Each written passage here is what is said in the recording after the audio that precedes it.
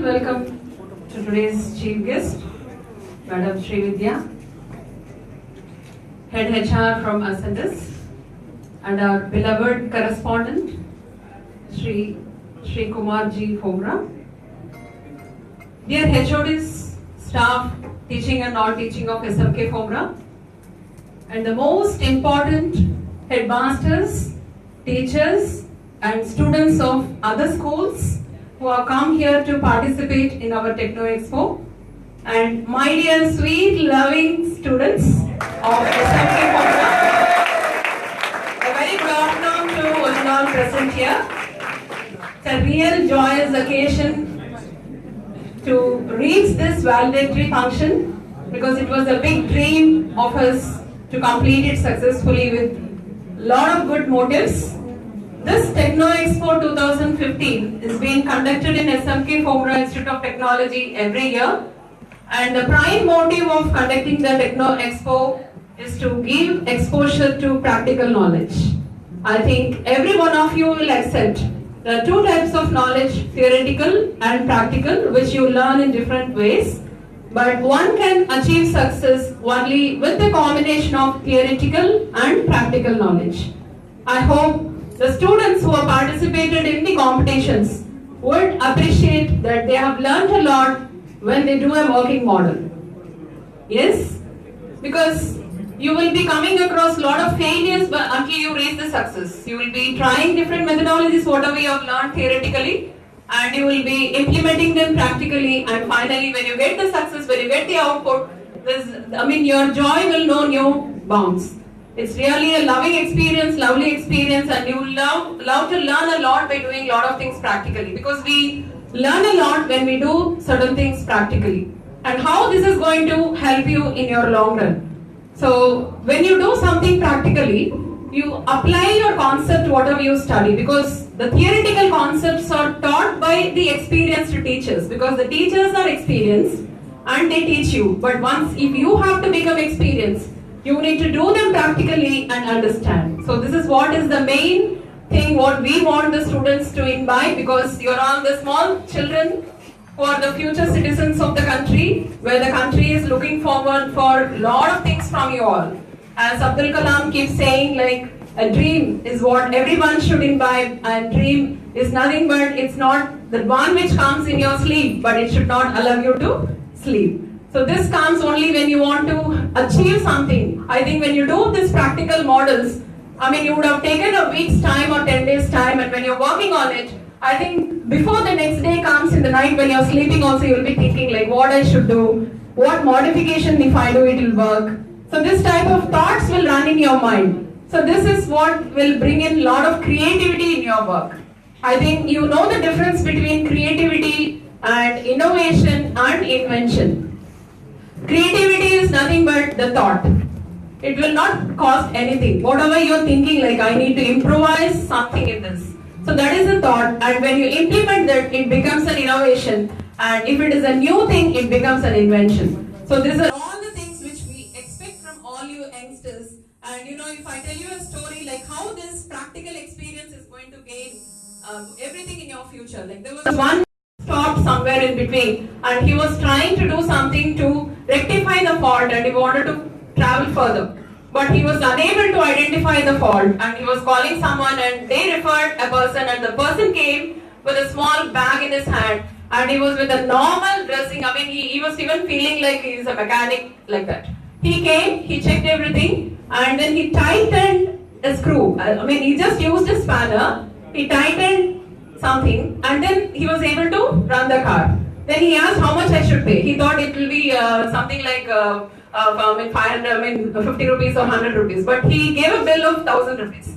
So he was asking like, what did you do? You have not even replaced a component and suddenly you are charging me this much. He said, the price I have given a split up, the application of that, it cost 1 rupee, and my idea cost 999 rupees. Only I know where the fault is. You are not able to do it. So unless or otherwise, I could identify where the fault is, I could not have repaired. So what I have done practically is what is going to help you. So this is what is the value of practical. So though he was a mechanical engineer, he runs a company, he doesn't know the downline. He may be running a company, he may be a CEO, he may be handling so many people under him, but he don't know the actual work. So actual practical work should be known to everyone. Unless or otherwise you practically do it, you will not be able to understand how it should be done next time. When you start doing, definitely you will have to undergo a lot of failures. You will be doing a lot of mistakes. The same thing is applied in your life also. Only by mistakes we learn. So doing mistake is nothing but you learn from that. So you will learn and you will not repeat the mistake once again.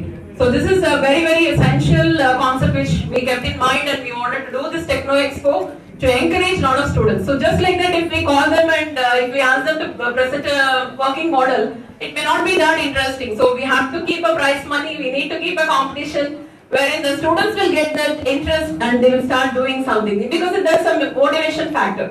So along with this, you would have seen several other sessions in our technical expo. Everything, each and everything, whatever we have planned and sketched is very essential for every student, that too at this age. I think you would have gone through the career guidance workshop, where you would have been thrown a light on what is engineering and why we need engineering, and don't have to discriminate or differentiate between the different disciplines of engineering. Each and every engineering discipline has its own value. We cannot survive with one particular discipline. It is interdisciplinary. Everything requires the other person's help. So I think our faculty, Mr. Javi, could have thrown a good light on the workshop. And also we had a confidence building workshop, and I also have to personally thank Mr. Samuel for this, where he had given a Spark workshop. For all the plus 2, plus 1 students, I think you would have got the ultimate benefit from this workshop. How to overcome your stress for the exams and how to get motivated. Even the health related thing, like how you have to maintain your eating habits before exams, and how to get yourself come out of this stress. Because if I go to any plus 2 students' house, like the parents will be more tense than the students, and they will share all their tensions on the children. They will tell, like, பக்கத்து வீட்ல பையன் எப்படி படிக்கிறான் பாரு, night எல்லாம் படிக்கிறான், நீ இப்ப படுத்து தூங்குறியே, இப்ப வந்து நீ டிவி பாக்குறியே, நீ சினிமாக்கு போறியே அப்படின்னு சொல்லுவாங்க. அந்த டென்ஷன் எல்லாம் என்ன ஆகும்னா, பசங்களுக்கு வந்து படிக்கும் போது, ஐயோ நம்ம லைஃப், எங்க அம்மா அப்பா லைஃபே நம்ம பிளஸ் 2ல எழுதுற எக்ஸாம பொறுத்துதான் இருக்கு போல இருக்கு. நான் வந்து உன் மார்க் எப்படி நான் பக்கத்து வீட்ல போய் சொல்லுவேன், நீ நிறைய மார்க் வாங்கின. So that sort of pressure will be there on every child. பாக்குறவங்க எல்லாம் கேட்பாங்க, என்னப்பா படிச்சிட்டியா, சிலபஸ் எல்லாம் முடிஞ்சிருச்சா, நல்ல மார்க் வாங்குவியா, எந்த காலேஜ்ல சேரப்புற, என்ன பண்ண போற. அவன் வந்து இப்பதான் ஒரு சயின்ஸ் எடுத்துட்டு ஒரு 4 சாப்டர் படிச்சிருப்பான். அதுக்குள்ள வந்து எல்லாத்தையும் படிச்சு முடிச்சிட்டியா அப்படின்னா ஒரு டென்ஷன் வரும் உங்களுக்கு. என்னடா இது, ஒரே பிரஷர் கொடுக்குறாங்களே, இது எப்படி நம்ம படிக்க போறோம். So how to overcome all this stress?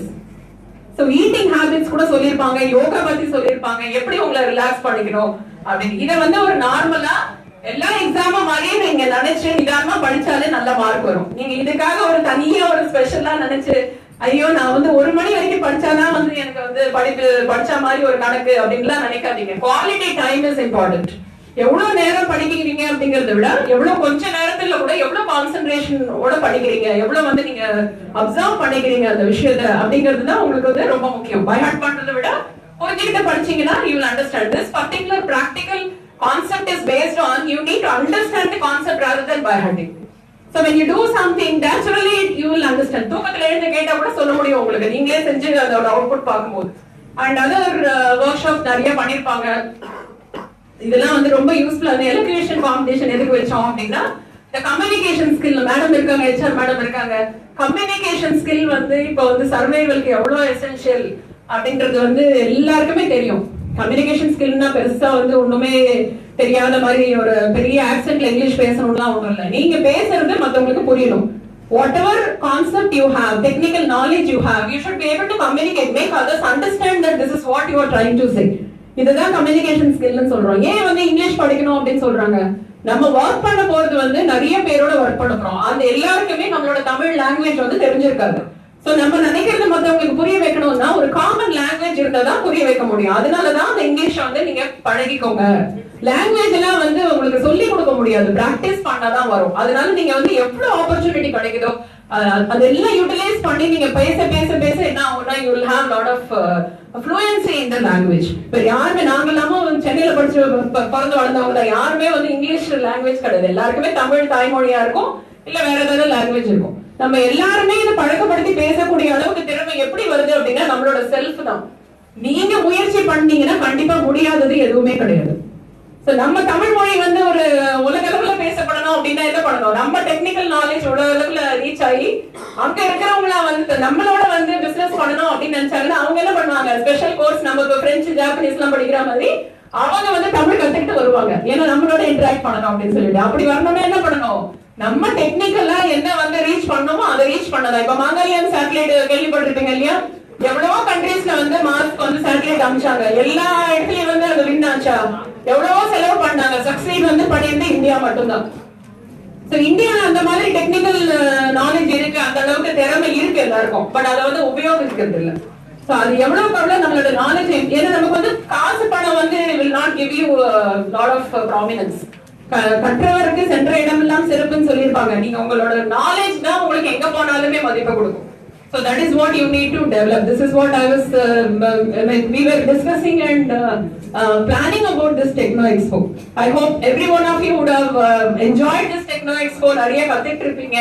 அதுக்கப்புறம் வந்து நீங்க வந்து இத வந்து இம்ப்ளிமெண்ட் பண்ணி உங்க ஸ்கூலுக்கும் போயிட்டு பார்க்காதவங்களுக்கும் இதெல்லாம் சொல்லி லைக் என்ன எக்ஸ்பீரியன்ஸ் கெயின் பண்ணீங்களோ அதை வந்து ஷேர் பண்ணுங்க.